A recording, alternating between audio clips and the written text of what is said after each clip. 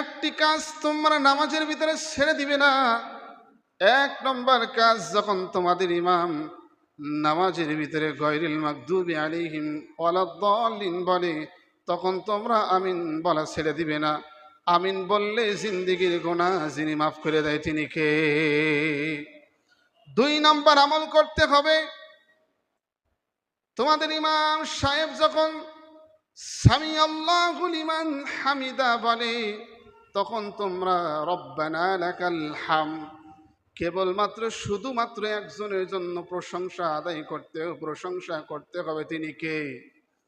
ওই আল্লাহর জন্য রব্বানা লাকাল হামদ যখন কোনো ব্যক্তি বলে, আল্লাহর সাথে সাথেই ওই ব্যক্তিকে কবুল করে নেয়। এরপরে আরো দোয়া আছে, রব্বানা লাকাল হামদ। একজন সাহাবী নামাজের ভিতরে দাঁড়িয়ে একটি দোয়া আদায় করলো। নবীজি নামাজ শেষ করার পরে বলতেছে, তোমাদের ভিতরে একটি দোয়া কে আদায় করলো? ওই শব্দটা কে বলল? কোন সাহাবী বলার সাহস পাইতেছে না, মনের ভিতরে ভয় ঢুকে গেল। কি বলবো নবীর সামনে, কোন কথা বললে বিয়াদবি হয়ে যায়। আজকে বর্তমান সময়ে তো মানুষ কত কথা বলে ফেলায়, কত আচরণ করে ইমাম সাহেবের সাথে, হুজুরদের সাথে। বিয়াদবি হবে না, আদব হবে, এটার দিকে লক্ষ্য রাখে না। কথা ঠিক কিনা? সাহাবায়ে কেরাম চিন্তা করলো, নবীর সাথে যদি বিয়াদবি হয়ে যায়, না কোনো কথা বলা যাবে না। নবীজি তখন বলল, তোমাদের ভিতরে এমন একটি শব্দ, এমন বাক্য, এমন আল্লাহ তাআলার প্রশংসা আদায় করলো, ওই প্রশংসার জন্য 30 জন ফেরেশতা নেকি লিখার জন্য কাড়াকাড়ি শুরু করে দিয়েছে।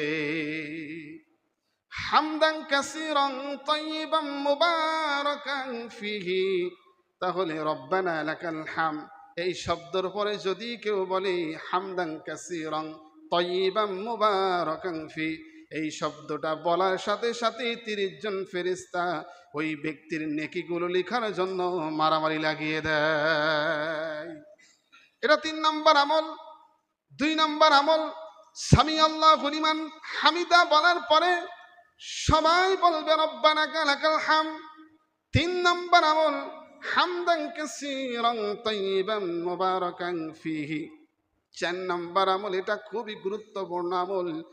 একটি আমলের ভিতরে 5টি নেকি, 5টি ফজিলত আল্লাহ দিয়ে দিয়েছেন। 2 সিজদার মাঝে একটি দোয়া আছে, আল্লাহুম্মা গফিরলি ওয়ারহামনি ওয়াহদিনি ওয়াফিনি ওয়ারযুকনি। আল্লাহুম্মা গফিরলি, ওগো আল্লাহ তুমি আমাকে মাফ করে দাও, ওয়ারহামনি তুমি আমার প্রতি রহমত দান করো, ওয়াহদিনি তুমি আমাকে হেদায়েত দান করো, ওয়াফিনি তুমি আমাকে নিরাপত্তা দান করো, ওয়ারযুকনি তুমি আমাকে রিজিকের ভিতরে বরকত দান করিয়া দাও। কত সুন্দর একটি দোয়া।